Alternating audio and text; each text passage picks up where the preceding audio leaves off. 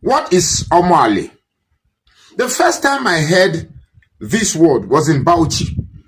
When I got to Bauchi, I wanted to go and campaign for Peter B.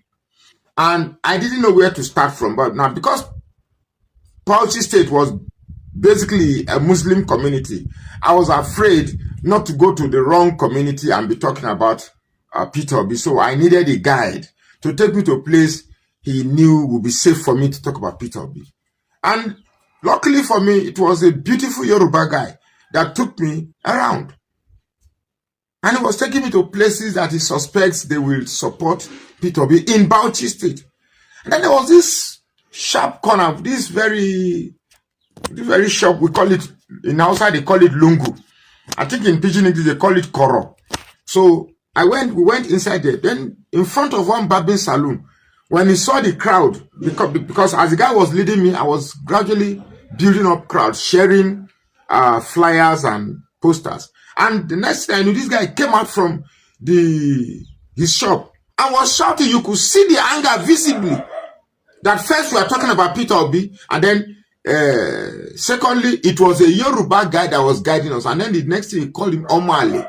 So what is Omale? I now knew that Omale is a bastard. So how does somebody who chose to be a guide to me, who was philanthropic and modest enough to lead me, become a bastard? Then I now begin to observe that the greatest number of people who come to my thread to attack me on this Peter B matter are Yoruba people. And they call themselves, if there are any Yorubas that support Peter B, and that Yoruba will go to his reply button and reply, Omale, bastard. Now, who is really a bastard? A bastard is somebody who doesn't know, who doesn't have a parent, well, who cannot identify his parents, right? I would tell you that those who call other people Omale are indeed the one we should call Omale. They are the bastards here. Because one who cannot identify with his country, with his fatherland, one who cannot identify the best for his country, the best for his household, the best for his community, the best for himself, is indeed Omale. One who cannot separate himself from the toxicity of tribalism. One who cannot separate himself from his ultimate ethnic bias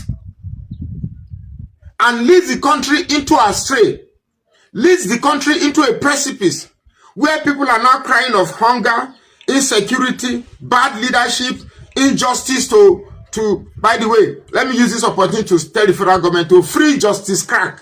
Free Justice Crack. Free Justice Crack. Because anything that happens to that guy, shege will happen in this country. You cannot bundle and twist people into submission in this country. Gone are those days. So those that allow all the rot in this country to happen are indeed Omale. And if you're a Yoruba man, you're supporting Tinubu because you actually believe in his policies. I don't have a problem with you. I really don't have a problem with you.